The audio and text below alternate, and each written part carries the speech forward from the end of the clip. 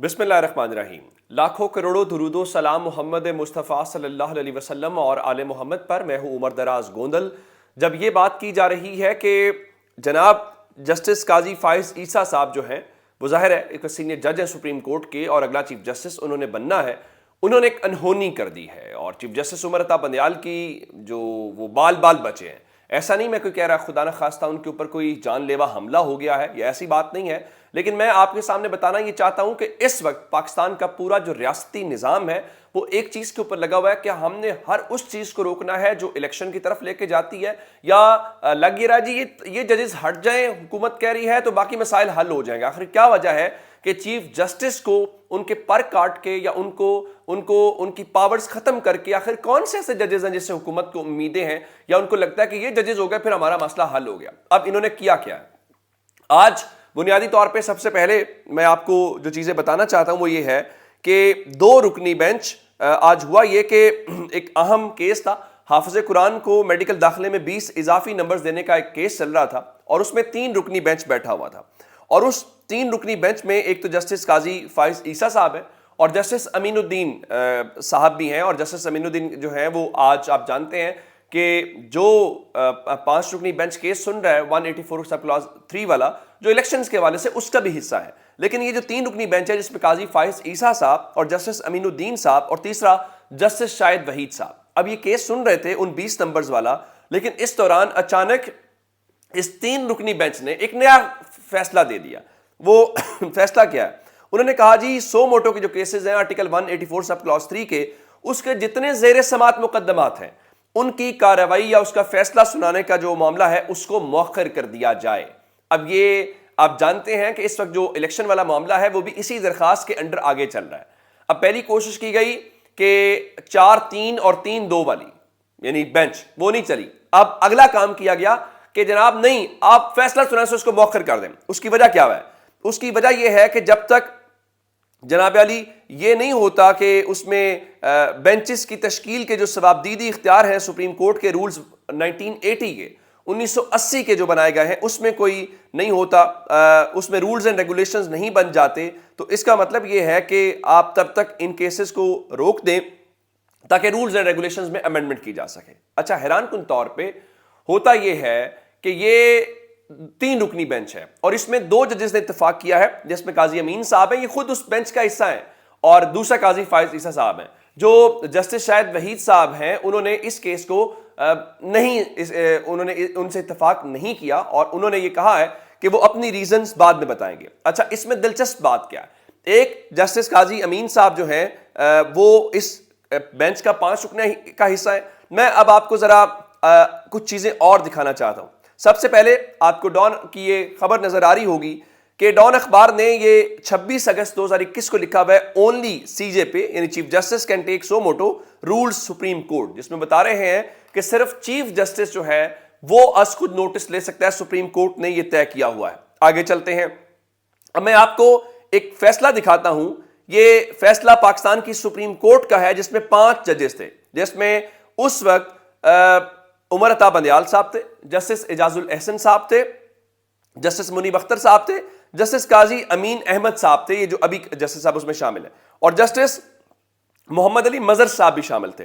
ये 5 रुकनी बेंच ये कहता है कि chief justice of Pakistan is the soul authority bye and through whom the set jurisdiction can be and is to be invoked assumed, यानी 184 sub clause 3 जिसके तहत आप ये कहें कि उसको नोटिस देने का इख्तियार है वो सिर्फ और सिर्फ चीफ जस्टिस का इख्तियार है और वही इस्तेमाल कर सकता है। ठीक है जी। नो बेंच में टेक एनी स्टेप और मेक एनी ऑर्डर, यानी कोई इस हवाले से कोई बेंच जो है वो फैसला नहीं कर सकता। अब इस हवाले से जो सूरत हाल है, अच्छा इसमें एक और है, उसमें आगे लिखा गया है कि all matters already pending in respect of or involving the so moto jurisdiction of the court shall, notwithstanding para 1, continue to be heard and disposed of by such benches as are constituted from time to time by the chief justice। यानी 2 बातें तय हो गई कि एक अज़खुद notice लेने का इख्तियार सिर्फ और सिर्फ चीफ जस्टिस का, दूसरा चलते रहेंगे और ये चीफ जस्टिस बेंचेस बनाएगा, वो बेंचेस सुनेंगे और इसमें रुकेगा नहीं। अब मुझे ये बताइए कि हमेशा ये होता है कि अगर सिंगल बेंच का फैसला हो تو اس کو 3 رکنی بینچ کا یا اس سے زیادہ ججز کر سکتے ہیں. 3 رکنی بینچ 5 ججز کا فیصلہ کیسے روک سکتا ہے؟ اب یہ صرف اور صرف پاکستان کے اس ادارے کو، پاکستان کے چیف جسٹس کو بے توقیر کرنے والی بات ہے. مجھے یہ بتائیے کہ اگر آپ نے چیف جسٹس کے ساتھ یہ حال کرنا ہے تو اس ملک کے اندر آپ نے فیصلے کس سے کروانے ہیں؟ آپ پارلیمنٹ کے اندر اندازہ کیجئے کہ وہاں پہ جو انہوں نے وہ قانون ہے جس کے تحت یہ کہہ رہے ہیں کہ جناب پارلیمنٹ کے اندر کہ عدالتی اصلاحات سے متعلق بل 2023 قومی اسمبلی سے متفقہ طور پہ منظور ہو گیا. بھائی وہ خود کوسچنیبل ہے. آرٹیکل 191 جو ہے وہ کہتا ہے کہ سپریم کورٹ اپنے رولز اینڈ ریگولیشنز بنائے گی. جب وہاں پہ بھی بات نہیں بنی تو اب سپریم کورٹ کے اندر سے جو چیزیں ہو رہی ہیں یہ کوئی اچھا جیسچر نہیں جائے گا. یہ پاکستان کے عوام کو کوئی اچھا پیغام بالکل بھی نہیں جائے گا.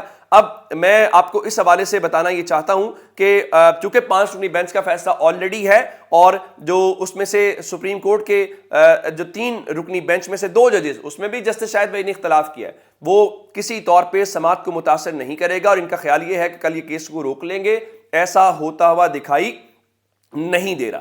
اب آگے چلتے ہیں. عمران خان کے حوالے سے میں آپ کو بتانا چاہتا ہوں، عمران خان جو ہیں وہ بیٹھے تو زمان پارک ہیں، ظاہر ہے انہیں بھی ان چیزوں کا بہت اچھے سے علم ہے. اور ایون میں آپ کو یہ بتاؤں کہ یہ جو عدالتی اصلاحات ہیں، ابھی آج صدر پاکستان نے ایک انٹرویو دیا ہے اس میں انہوں نے بھی سوال اٹھایا اور عمران خان نے بھی یہ کہا ہے عدالتی اصلاحات کے اوپر کسی کو کوئی اعتراض نہیں ہے، چیف جسٹس کا اختیار محدود کرنے کی قانون سازی کی ٹائمنگ پر سوالیہ نشان ہے. یعنی جس وقت یہ سارا کچھ کیا جا رہا ہے اس وقت یہ خود کوسچنز بنا رہے ہیں. اور یہی بات فواد چوہدری نے کہا ہے کہ جناب 3 رکنی بینچ 5 رکنی بینچ کو کیسے روک سکتا ہے؟ پھر ایسا قانون جو بھی بنا ہی نہیں اس کے انتظار میں پچھلے کیسز کیسے رک سکتے ہیں؟ یعنی اگر پارلیمنٹ نے آج منظور کر بھی لیا تو صدر نے بھی دستخط ہی نہیں کیے اس کے اوپر. جب صدر نے دستخط نہیں کیے، گزٹ میں وہ شامل نہیں ہوا، تو پھر آپ کیسے اس کے اوپر روک سکتے ہیں؟ تو یہ ایک کیوس جو ہے وہ کریٹ کرنے کی کوشش کی جا رہی ہے. اب میں آپ کو بتانا یہ چاہتا ہوں کہ ایک اور معاملہ ظاہر ہے یہ سپریم کورٹ کے اوپر کیا جا رہا ہے. آج پاکستان کے اندر ایک کیا کہتے ہیں کہ آل لائرز جو موومنٹ ہے وہ ایک ہوتی ہوئی میں نظر آ رہی ہے. آج لاہور کے اندر ایک انہوں نے کنونشن کیا جو سپریم کورٹ، ہائی کورٹ اور لاہور بار ایسوسی ایشن کے زیر اہتمام تھا. انہوں نے وہاں پہ انتخابات ملتوی کرنے کی مذمت کی ہے. الیکشن کمیشن کو آئینی مدت سے تجاوز کر کے انتخابات ملتوی کرنے کا اختیار نہیں ہے. سپریم کورٹ ججز پر سیاسی مفادات کے لیے حملوں کی مذمت کی گئی ہے. اب مجھے یہ بتائیے کہ آپ یہ جو سارا کچھ کر رہے ہیں اس سے آپ کو کیا فائدہ ہوگا؟ کیا پاکستان آگے جائے گا؟ بالکل بھی نہیں ہے. اب میں اگلی بات جو آپ کو بتانا چاہتا ہوں کہ آپ یہ ججز کو اس طرح سے کرنے والے، یہ پاکستان میں آلریڈی ہو چکا ہے. ہم نے جسٹس سجاد علی شاہ کی کورٹ میں دیکھا لیکن پاکستان کو اس سے کوئی فائدہ نہیں ہوا. آج فائدہ اس نہج پہ ہے کہ آج وزیر مملکت برائے خزانہ یہ بتا رہی ہیں کہ عائشہ غوث پاشا کہ IMF کو پاکستان پر سے اعتماد ختم ہو چکا ہے. لیکن کوئی مسئلہ نہیں ہے. پاکستان کی معیشت کس نہج پہ ہے، لوگوں کا کیا خیال ہے، وہ نہیں، ہم نے اپنی چیزیں. اب میں تو ایون مریم نواز فرما رہی تھی، وہ کہہ رہی تھی جی میرے پاس پیسے ہیں، ایسا نہیں ہے کہ ہم 20 ارب روپیہ نہیں دے سکتے، لیکن ہم الیکشن کو 3 بار کروانے کے لیے نہیں ہے. یعنی یہ فیصلہ الیکشن کمیشن نے نہیں کرنا، یہ فیصلہ کسی اور نے نہیں کرنا، بلکہ یہ فیصلہ مریم بی بی نے کرنا ہے کہ کتنے پیسے ہونے چاہیے، کس طرح سے چیزوں کو لے کے چلنا ہے اور کیا کرنا ہے. یہ آپ سب کے سامنے. میں عمران خان والی بات بتانا چاہتا ہوں. خان صاحب کے پاس آج ججز کا ایک وفد آیا ہے جہاں پہ خان صاحب نے کہا کہ ہمیں آئندہ بھرپور مینڈیٹ ملے گا اور کسی بیساکھی کی ضرورت نہیں ہے. اور آج زمان پارک میں عمران خان سے ریٹائرڈ سیشن ججز کے وفد نے ملاقات کی اور 297 ریٹائرڈ سیشن ججز نے آج عمران خان سے یکجہتی کا اظہار کیا ہے اور آئندہ آنے والے چند دنوں کے اندر مزید ججز، جس کا مطلب یہ ہے جتنا لیگل طبقہ ہے وہ عمران خان کے ساتھ سپورٹ کر رہا ہے اور ان کو یہی پرابلم ہے. اور ان کو پرابلم یہی ہے کہ ہم ہر چیز مینج کر لیتے تھے، اس بار مینج نہیں ہو رہی، کریں تو کریں کیا. ظاہر ہے اب اس بار آئین قانون کا واسطہ ہے اور ماضی نہیں ہے. آپ ٹی وی کے ذریعے چیزوں کر لیتے تھے، اب آپ کو پورا میڈیا یہ چلاتا ہوا نظر آئے گا کہ سپریم کورٹ نے یہ کہہ دیا ہے. وہ یہ نہیں بتائیں گے کہ 3 میں سے 2 ججز نے کہا ہے، وہ آپ کو نہیں بتائیں گے کہ اگست 2021 کے اندر سپریم کورٹ کا 5 رکنی بینچ یہ قرار دے چکا ہے. 3 رکنی بینچ 5 رکنی بینچ کو وہ نہیں کر سکتا، اوور رول نہیں کیا جا سکتا. لیکن ظاہر ہے وہاں پہ ایجنڈا سیٹنگ ہے. اپنا بہت سارا خیال رکھیے گا. خدا حافظ.